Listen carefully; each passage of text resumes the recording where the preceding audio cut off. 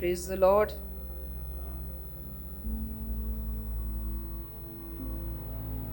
हम पिछले सप्ताह क्या सीख रहे थे, किसी को याद है? डू नॉट जज। उसके अंदर हमने क्या सीखा था?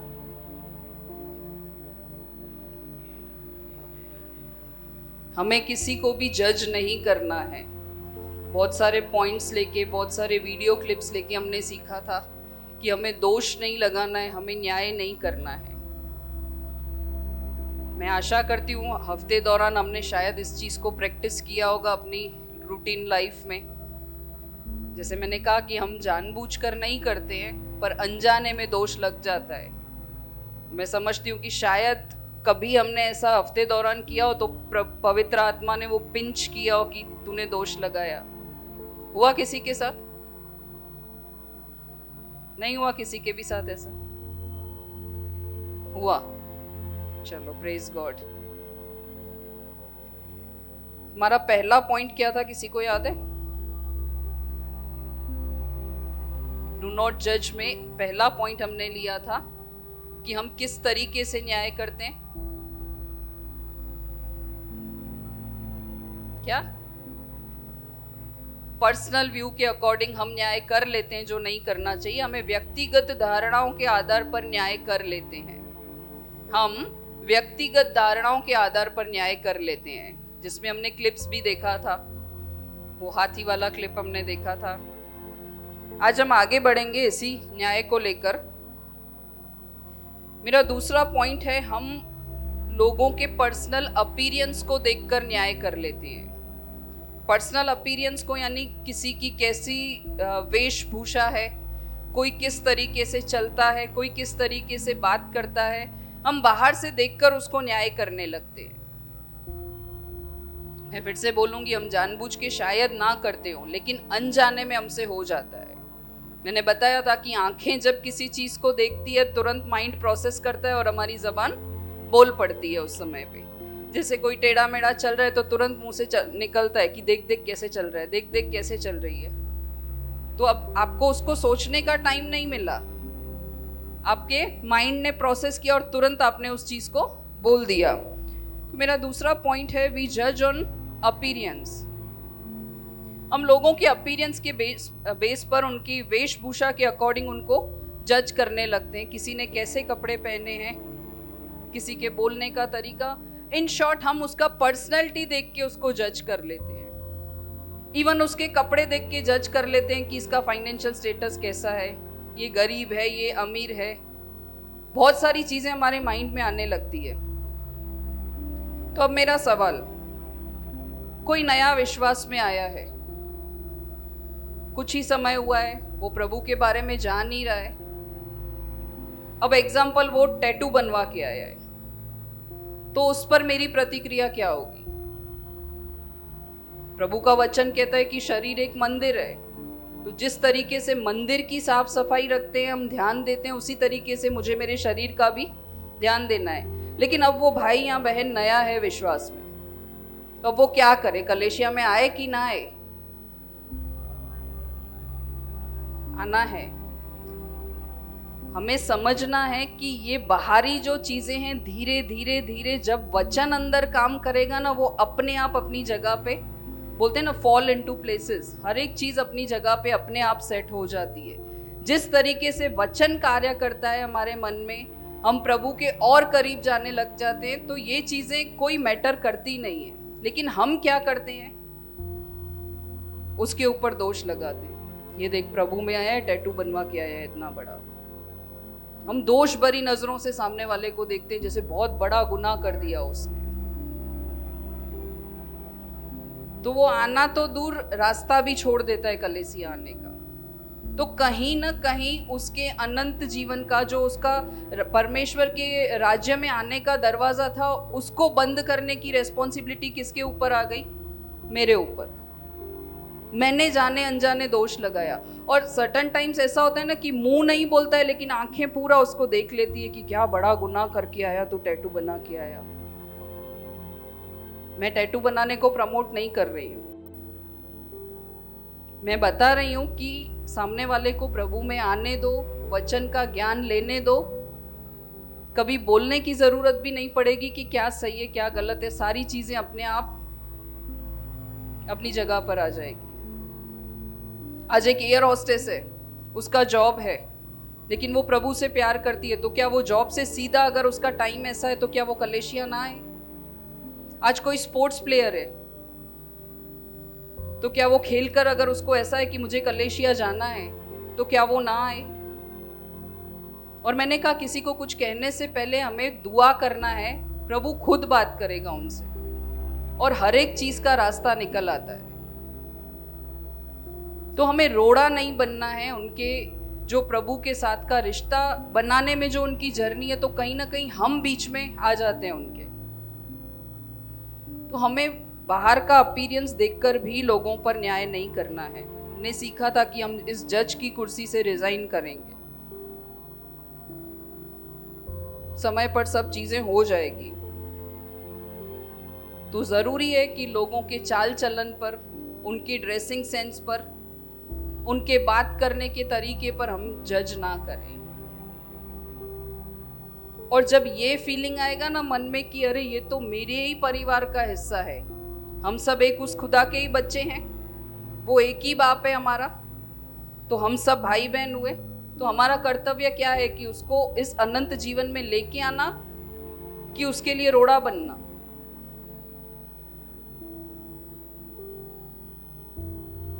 मैं फिर से बोलूंगी, ऑड कपड़े पहन के आने को मैं प्रमोट नहीं कर रही हूं, लेकिन सोचना है अपने भाई और बहन के बारे में, उनकी मजबूरी के बारे में। जैसे मैंने एग्जाम्पल दिया एयर होस्टेस के लिए, वो काम से सीधा आ रही है, तो डू नॉट जज अदर्स। और अंदर प्रभु जब बात करता है ना, तो सारी चीजें अपने आप वो सिखा देता है कि किस समय पे क्या करना सही है, क्या करना गलत है। और हर किसी को अपने लिमिटेशंस, अपनी मर्यादाएं पता है। और मैं समझती हूँ कोई और कुछ बोले या बात करे ना करे, एटलीस्ट आईना तो हमें दिखा देता है कि हम किस तरीके के लग रहे हैं, हमें क्या करना है। तो ये वचन भी एक आईना ही है, वो हमको बता देता है कि क्या करना है, हमारी मर्यादाएं क्या है, किस तरीके से हमें बिहेव करना है। जब हम एक पब्लिक प्लेस पे आ रहे हैं, हम कलेशिया में आ रहे हैं, तो वो ये वचन खुद ही बता देता है कि तुम क्या सही कर रहे हो, क्या गलत कर रहे हो। तो लोगों के अपीयरेंस पे उनको जज ना किया जाए। और मुझे याद आता है, जैसे पहले बहुत सी जगहों पे हम जाते थे जब विश्वास में नहीं थे, इवन ऐसा भी होता है जैसे हम कभी किसी के बेचने पे चले गए। अब हम वहां जा क्यों रहे हैं पगड़ियों पे? शोक व्यक्त करने, क्योंकि सामने वाला मर गया है। लेकिन मोस्टली लेडीज का क्या होता है, हम उनके कपड़ों को जज करते हैं कि देख बेचने पे आई है, पिंक कलर पहना है, देख वो डार्क कलर पहन के आई है, देख उसकी चुन्नी पुरानी है। अभी हम हमारा पर्पस ही भूल जाते हैं कि हम किस जगह क्यों जा रहे हैं। करते हैं ना हम ऐसा, स्पेशली लेडीज का तो ये क्वालिटी होता है कि बैठ के जब हम शोक व्यक्त करने आए हैं, तो हम वो पर्पस तो भूल ही जाते हैं कि हम इस जगह क्यों गए हैं। लेकिन हम क्या जज करने लगते हैं, उनके कलर्स, उनका नया पुराना चुन्नी, उन्होंने हील पहना है कि नहीं पहना है, ये सारी चीजें हम दोष लगाने लगते हैं। प्रभु कहता है डू नॉट जज। लास्ट हमने देखा था वचन से कि वचन कहता है कि अपने इस न्याय की कुर्सी से रिजाइन कर दो। धीरे धीरे हम सीखेंगे कि कैसे हमें इस कुर्सी से रिजाइन करना है, कैसे हमें अपनी इस अनसोची हुई आदत को छोड़ना है। आमेन। तो आज से हम ऐसा न्याय नहीं करेंगे कि लोगों के चलने के तरीके पे, उठने बैठने के तरीके पे तुरंत हमारे मुंह से निकल जाए कि इसको मैनर्स नहीं है, इसका ड्रेसिंग सेंस ऐसा है, ये तो यही कपड़े हर बार पहन के आता है, पहन के आती है। नहीं, इम्पोर्टेंट क्या है हमारे लिए? वचन। ये सब चीजें तो अपने आप प्रभु कहता है कि अपनी जगह पर मैं ला दूंगा। जब तक प्रभु अंदर नहीं आता है, इन चीजों का बोध नहीं होता है। तो हम आज से दिखावे पे, रूप रंग के आधार पर जज नहीं करेंगे। एक क्लिप देखते हैं हम इसके लिए कि कैसे अनजाने में लोग जज कर लेते हैं। लोगों का जो फिजिकल अपीयरेंस है, उनके कपड़े हैं, उनसे कैसे हमारा जजमेंट तुरंत आ जाता है।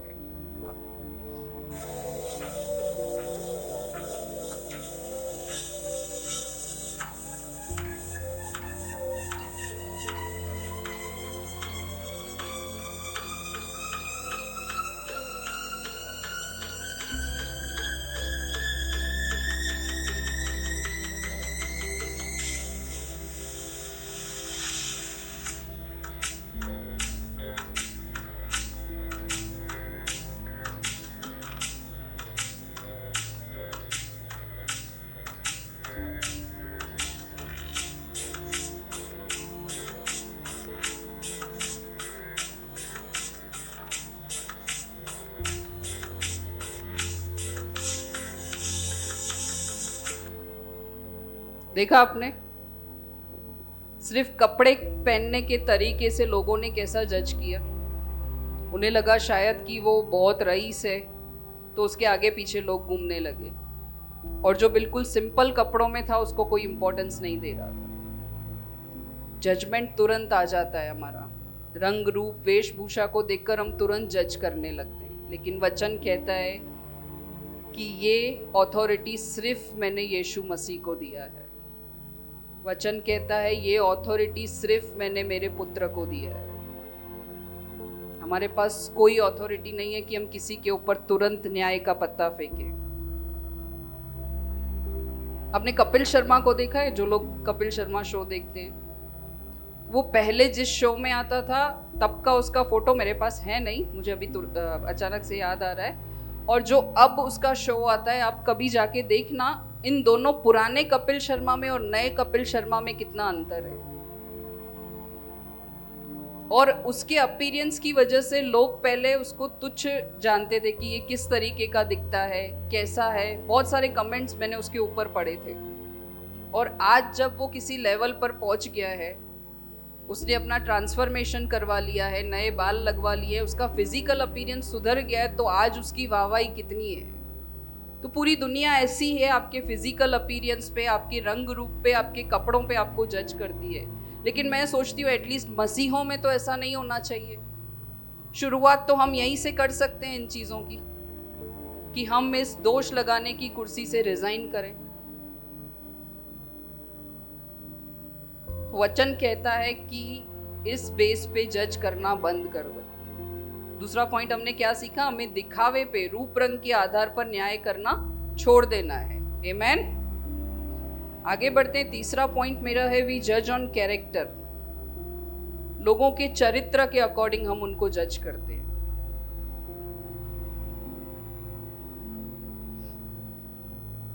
हम में से हर किसी का एक पास्ट होता है।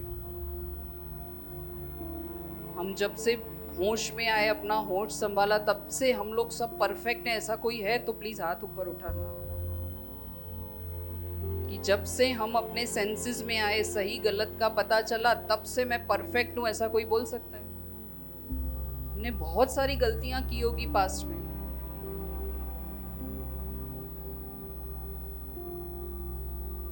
लेकिन आज हमारे पास जब प्रभु है, आज जब हमारे पास वचन है, तो मैंने लास्ट टाइम भी बताया था, इस पवित्र होने की जर्नी में गुजर रहे हैं। हम कोशिश कर रहे हैं अपने आप को परफेक्ट बनाने की। लेकिन क्या इस जर्नी के दौरान मैं दूसरों को उनके चरित्र के बेस पे जज करती हूँ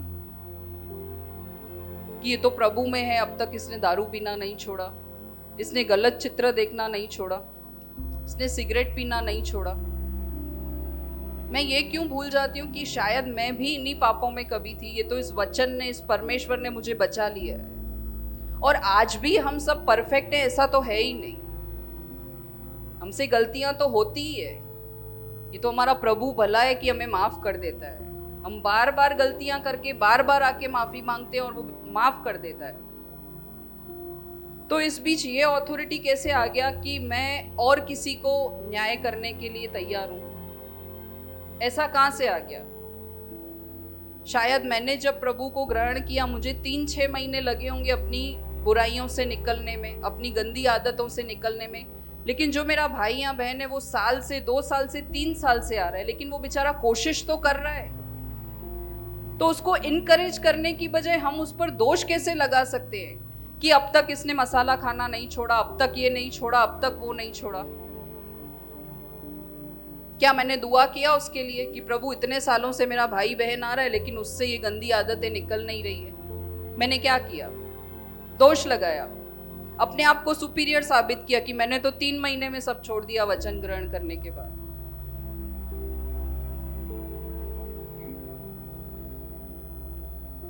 एक वचन पढ़ते हैं, 1 कुरिन्थियन 15:9।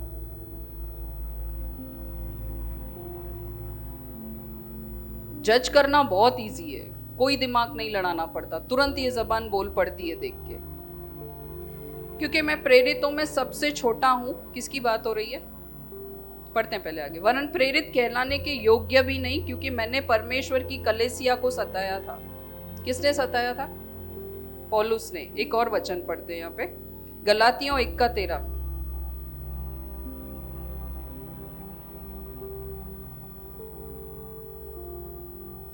यहूदी मत में जो पहले मेरा चाल चलन था, तुम सुन चुके हो कि मैं परमेश्वर की कलीसिया को बहुत ही सताता और नाश करता था। ये वही पौलुस है जो प्रभु के लोगों को परेशान करता था। पर कैसे प्रभु ने उसके ऊपर कार्य किया?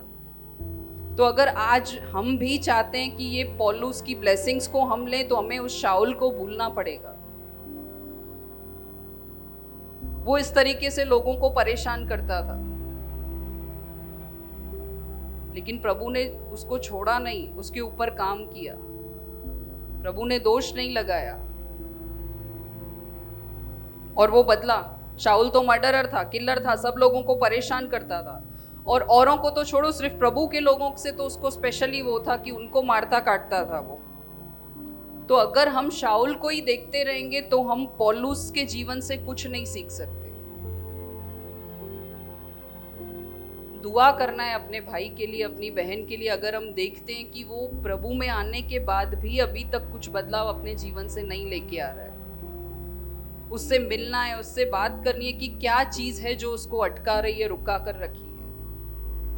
लेकिन हम क्या करते हैं? इसने तो अब तक छोड़ा ही नहीं है ये चीज, क्या प्रभु को ग्रहण किया है? न्याय, दोष लगाते हैं तुरंत।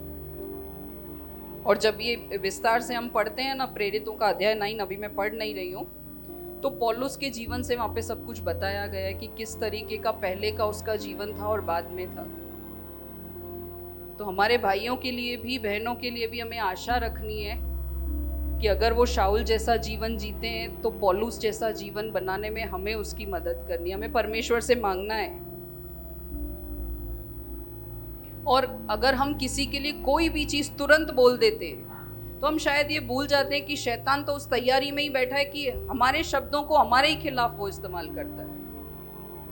उसके लिए भी हम दरवाजा खोल देते हैं। जैसे कभी पति पत्नी झगड़ते हैं ना, तो तुरंत उनके मुंह से निकलता है कि काश तेरे से मेरी शादी नहीं हुई होती, काश तू मेरे जीवन में आता ही नहीं, बिल्कुल सुखमय जीवन होता फिर मेरा।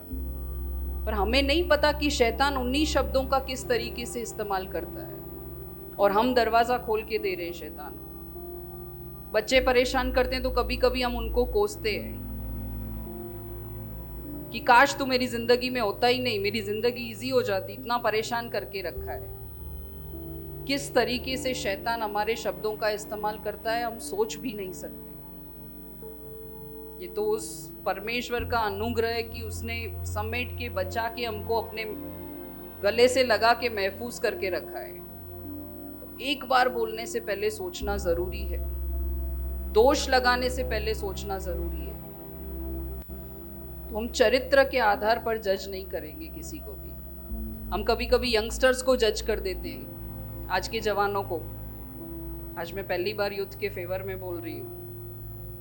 कभी कभी हमको लगता है कि ये यूथ हैं तो इनमें इमोशंस नहीं है, ये बदतमीजी होंगे, पर ऐसा नहीं है। हमें कभी कभी उनका व्यू पॉइंट भी समझना चाहिए। एक क्लिप हम इस पे भी देखेंगे यूथ के लिए।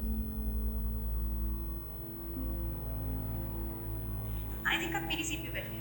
बेटा तुम मेरी वो वाली सीट पे बैठ जाओ, मुझे मेरे बेटे के साथ बैठना है। सर, आई एम सॉरी, पर मैं अपनी सीट पे बैठना चाहती हूँ, तो आप आजकल के बच्चे भी ना बड़ों की इज्जत करना नहीं जानते। एक छोटी सी चीज के लिए भी एडजस्ट नहीं कर सकते। ये ठीक बात है।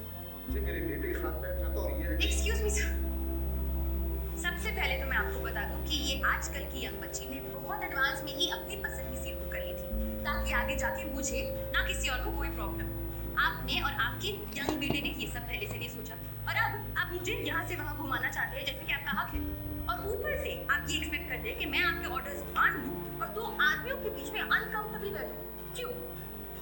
क्योंकि आप बुजुर्ग हो, आपको नहीं लगता कि इज्जत मिलना सबका हक है और कभी-कभी एल्डर्स को भी यंग लोगों की रिस्पेक्ट करनी चाहिए। सर, ये लड़की कहाँ गलत थी? इसने कुछ गलत किया? उसने एडवांस में सीट बुकिंग कर लिया सोच के कि मेरा ट्रैवल जर्नी है, मैं आराम से बैठ कर जाऊं। अब उस अंकल ने उसको बोला कि तू सीट चेंज कर ले, जो कि उसने माना। वो गई, उसने देखा दो मेल बैठे हैं, मुझे बीच में जगह मिल रही है, जो ऑब्वियस सी बात है किसी भी लेडी के लिए अनकंफर्टेबल सी सिचुएशन है। तो उसने क्या गलत किया? उसने जाके अपनी ही सीट उनसे मांगी। तो लेकिन इन्होंने क्या किया? तुरंत न्याय किया कि आजकल के बच्चे किसी के लिए सोचते ही नहीं है, आजकल के यंगस्टर्स किसी के लिए सोचते ही नहीं है। ऐसा नहीं है। बच्चे थोड़े इमोशनल कम हैं, प्रैक्टिकल ज्यादा है, लेकिन इसका मतलब ये नहीं है कि हर बार हम उनके चरित्र को लेके कि वो यंग है हम उनको जज करें। बच्चे जब एक मैच्योरिटी लेवल पर आते हैं ना, वो अपने माँ बाप को बहुत ज्यादा सपोर्ट करते हैं हर चीज में।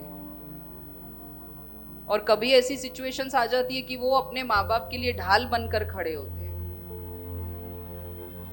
तो उनका व्यू पॉइंट भी समझने की कोशिश करनी चाहिए हमको।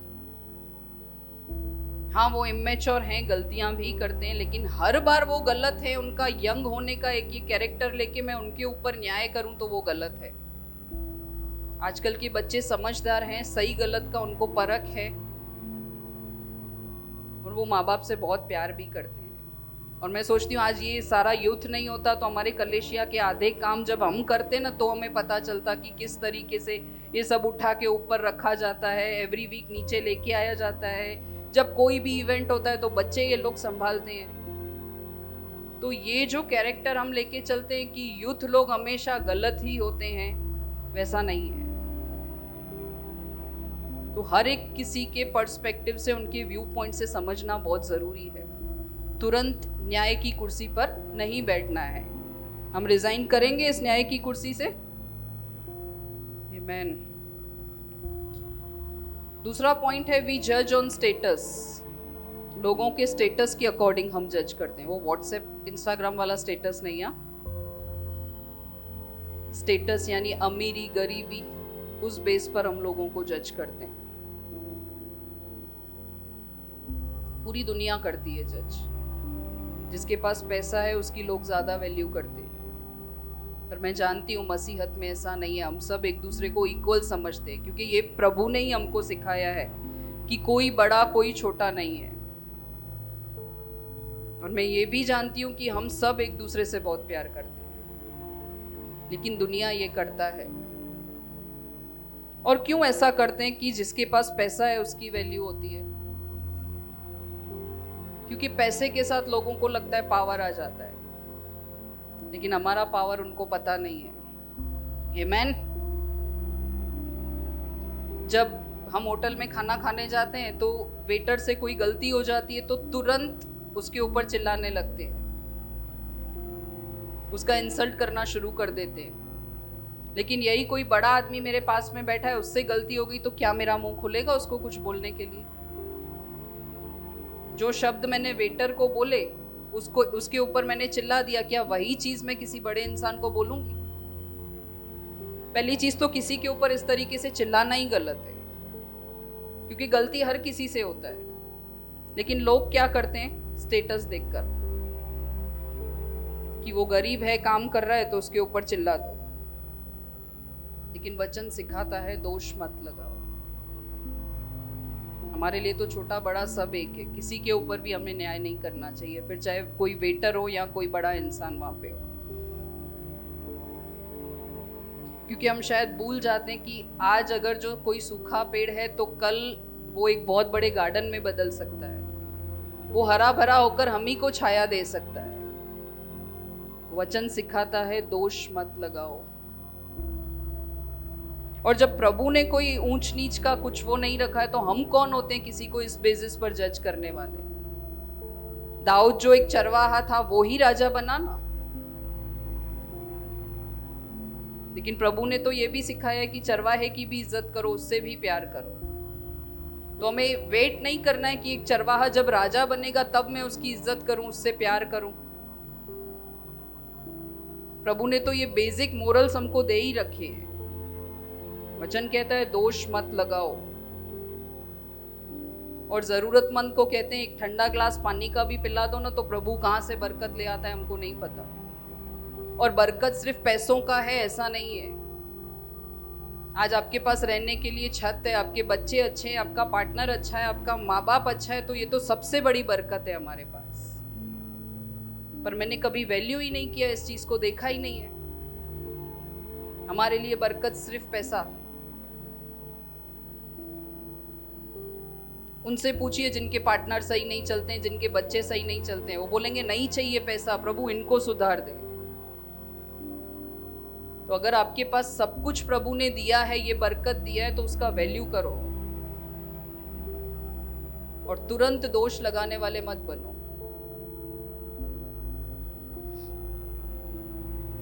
और जज की कुर्सी से रिजाइन कर दो,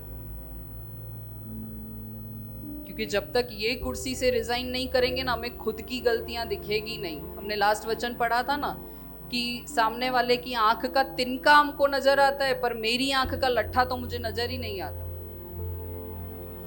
जब ये न्याय की कुर्सी से नीचे उतरेंगे, नम्रता की कुर्सी पर बैठेंगे, तो सब साफ साफ साफ दिखाई देने लगेगा।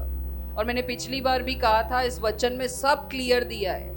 मैंने बताया था समुंदर का भी गहराई का अंत हो सकता है, लेकिन इसका कोई अंत नहीं है। कहीं भी अटको, इसमें जवाब है। न्याय करना बंद कर दो।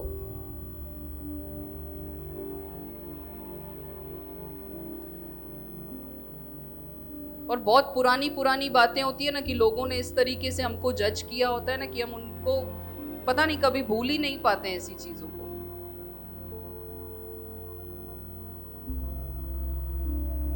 हम जब कुछ समय पहले घूमने गए थे, वंशिका बहुत छोटी थी तब, तो उसको एलर्जी होता था, वो सिर्फ सॉफ्ट कपड़े पहनना पसंद करती थी। बहुत छोटी थी, 2-3 साल की थी।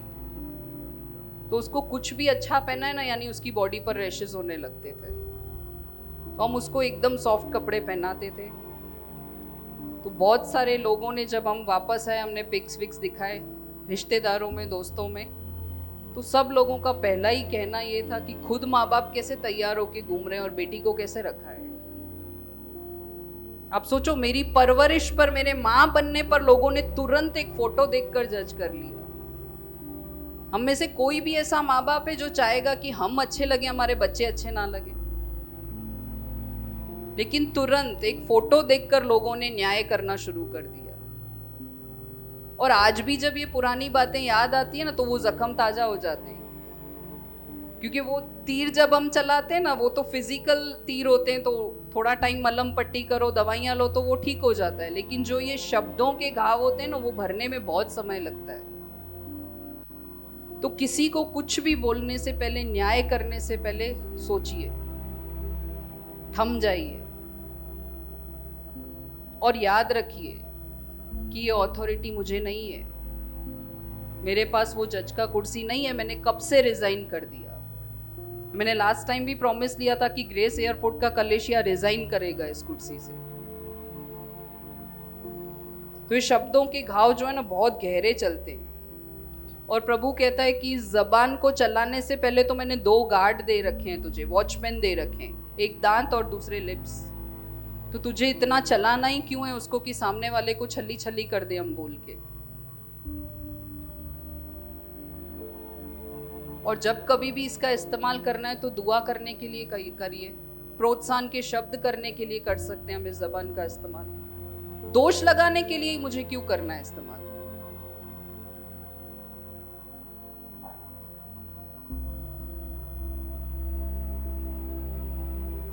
आज से हम किसी के शान शोहरत के आधार पर उसको इज्जत नहीं देंगे, उसको जज नहीं करेंगे, क्योंकि मैंने कहा प्रभु के लिए सब समान है और उसने हमें यही सिखाया है। नेक्स्ट पॉइंट है मेरा, वी जज ऑन स्पिरिचुअलिटी। हम आत्मिकता के आधार पर भी लोगों को न्याय करते हैं। ऐसा सोचा है किसी ने कि हम आत्मिक लेवल पर भी लोगों का न्याय करते हैं? कोई बताना चाहेगा कैसे हम आत्मिक रीति से लोगों पर न्याय करते हैं? मैंने अभी थोड़ी देर पहले ही एक एग्जांपल दिया था।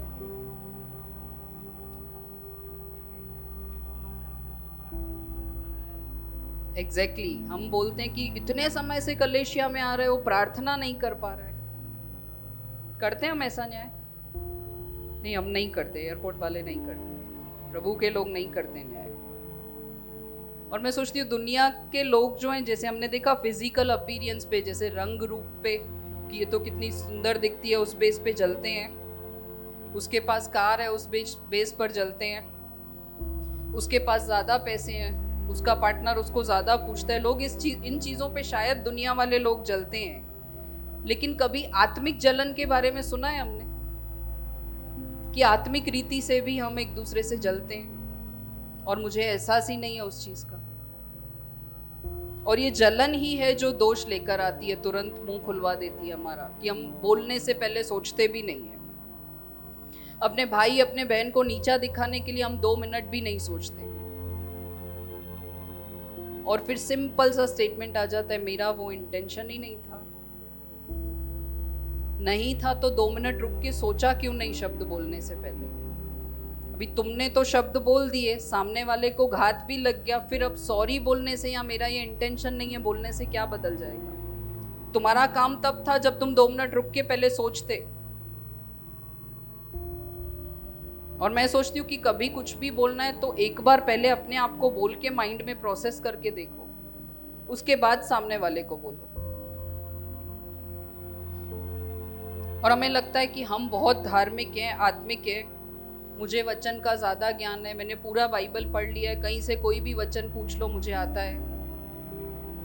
अच्छी बात है, इस चीज पर घमंड होना चाहिए कि आप वचन में गहरे हो, लेकिन इसका मतलब ये नहीं कि मुझे मेरे भाई या बहन पे दोष लगाने का अथॉरिटी मिल गया कि तुझे नहीं आता।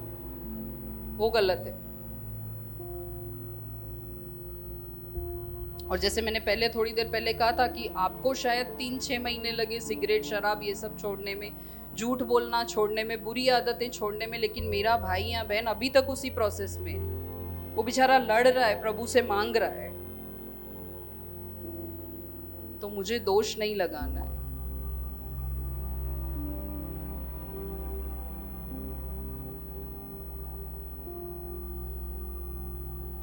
दोष नहीं लगाना है।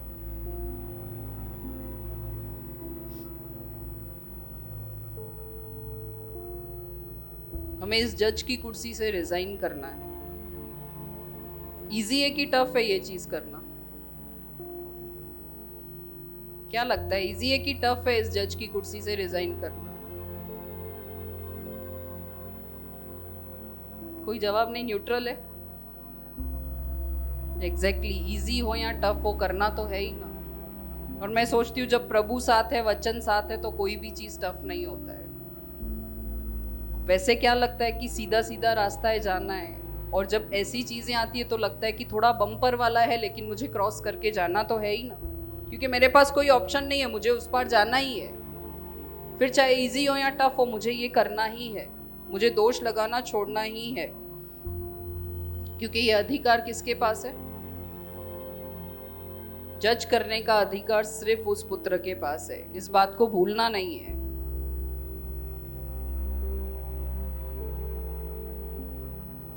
और इसका मतलब ये नहीं है, मैं एक चीज क्लियर कर दूं, कि हमें हमारा भाई या बहन पाप कर रहा है तो उस चीज को इग्नोर करते आना है।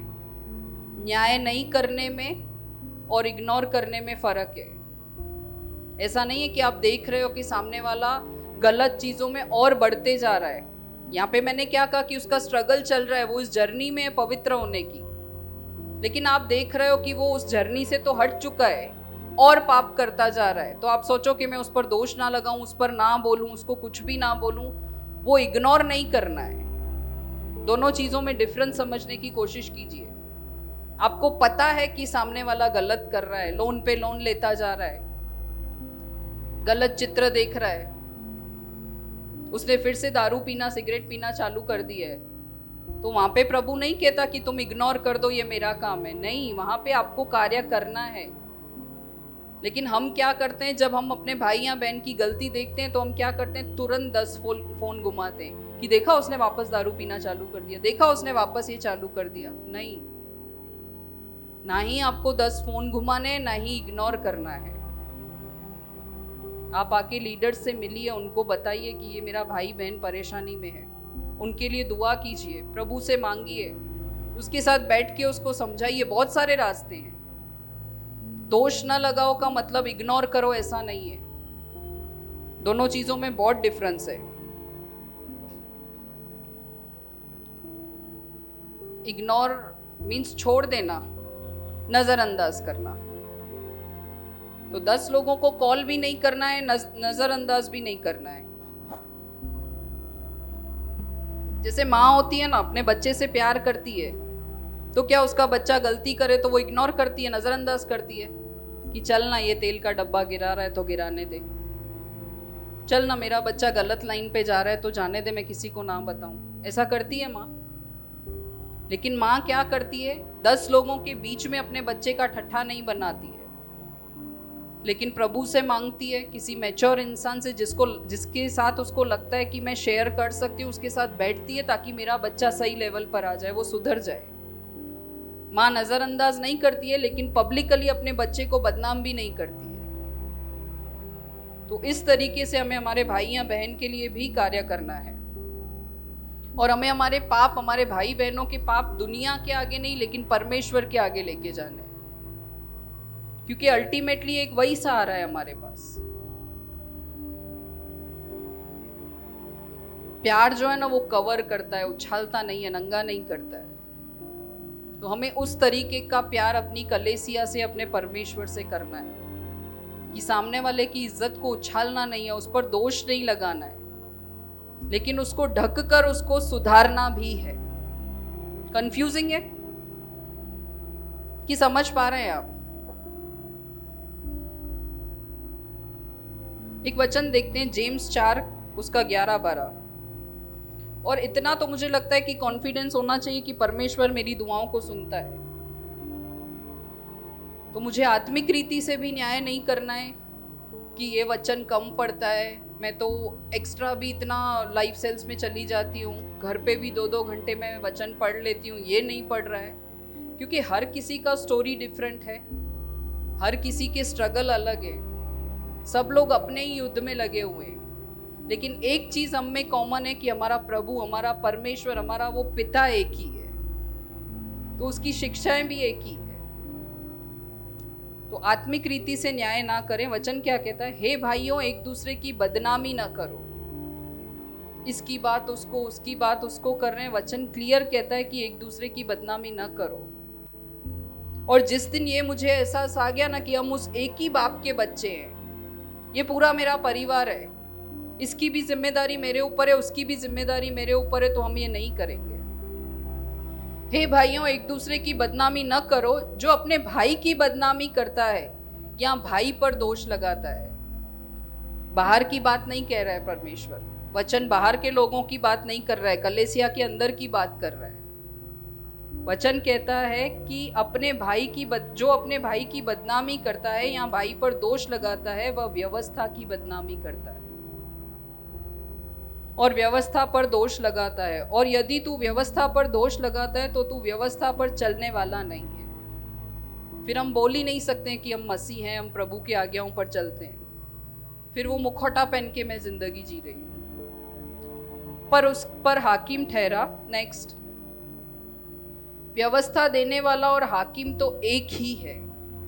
जैसे न्याय करने वाला एक ही है, उस जज की कुर्सी पर बैठने वाला एक ही है, तो व्यवस्था देने वाला वो एक ही है। जिसे बचाने और नाश करने की सामर्थ है, उसी के पास वो सामर्थ है बचाने की और नाश करने की।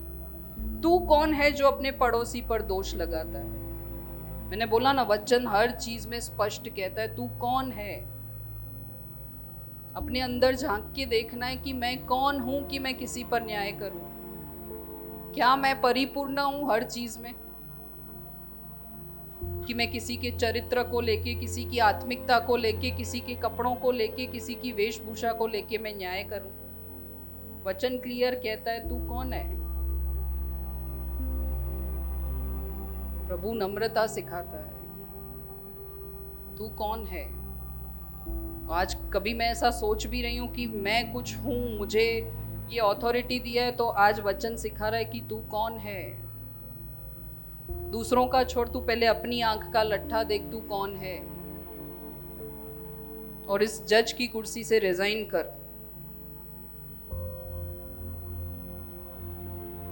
क्या सीखा आज हमने? 5 पॉइंट्स मैंने बताई। पहला पॉइंट, हमें व्यक्तिगत धारणाओं पर, जैसे मैंने बताया था कि पहले ही जज कर लेते हैं कि गाड़ी टेढ़ी मेढ़ी चल रही है तो कोई लेडीज ही चला रही है, तो पूर्व धारणाओं पर जज करना छोड़ देना है। किसी के रूप रंग के आधार पर उस पर न्याय करना छोड़ देना है। किसी के चरित्र के आधार पर न्याय करना मुझे छोड़ देना है। किसी के फाइनेंशियल स्टेटस को लेकर, किसी की शान और शौहरत को लेकर अगर मैं न्याय करती हूं तो मुझे वो छोड़ देना है। किसी की स्पिरिचुअलिटी को लेकर मैं न्याय करती हूं तो मुझे वो छोड़ देना है। आज हम छोड़ के जाएंगे ये चीजें।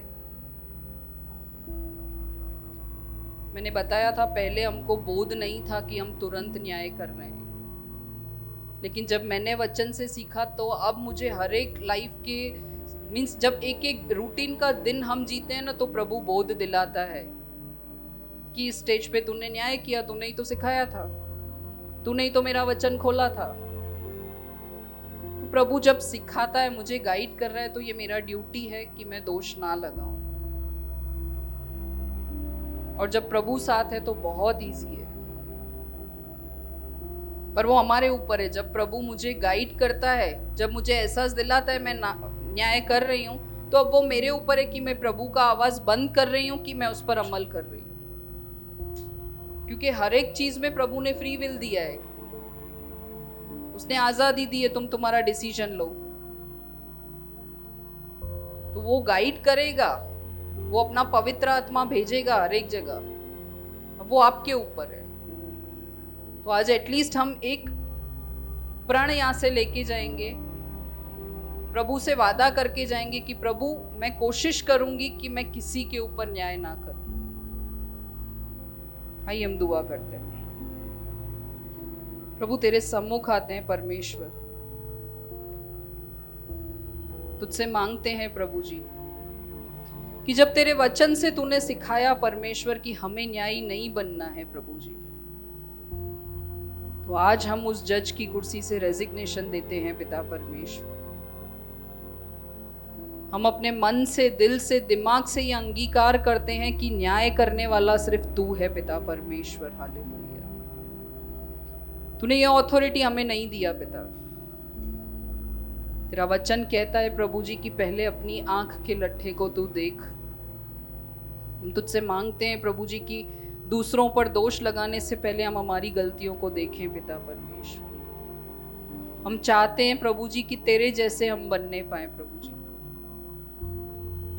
तेरे जैसे परिपूर्ण बनने पाए पिता, तेरे जैसे प्यार करने वाले हम बनने पाए पिता।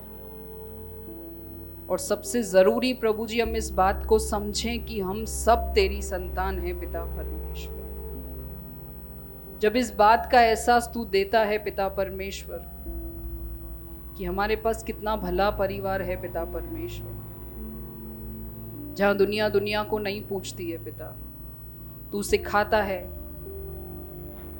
कि अपने भाई की, अपनी बहन की गलतियों को मेरे पास लेके आ, उसका ठट्ठा ना बना। हम तुझसे मांगते हैं प्रभु जी कि तेरे उस वचन के अनुसार हम करने पाए पिता। हम इग्नोर करने वाले नहीं प्रभु जी, हम नजरअंदाज करने वाले नहीं पिता परमेश्वर, लेकिन दुआ करने वाले बनने पाए पिता परमेश्वर। और तू दुआओं को सुनने वाला परमेश्वर है पिता। हमारी इस कलेशिया में प्रभु जी हम भाई बहनों की जिंदगी में तू कार्य करना पिता परमेश्वर। हम तेरे जैसे बन पाए पिता परमेश्वर, सिर्फ तेरे गुणगान गाने पाए पिता, तेरे वचनों पर चलने पाए पिता, लेकिन दोष लगाने वाले ना बने पिता परमेश्वर। तेरा दया अनुग्रह अब से लेके आगे के वचन तक प्रभु जी, वर्शिप तक हमेशा हम सब पर रखना पिता। जो आ रहे हैं उनको भी तेरे हाथ में सौंप दे पिता परमेश्वर। दया करना प्रभु जी। प्रार्थना हमारे इकलौते उद्धारकर्ता यीशु मसीह के नाम से मांगते पिता, कबूल कीजिएगा। आमीन।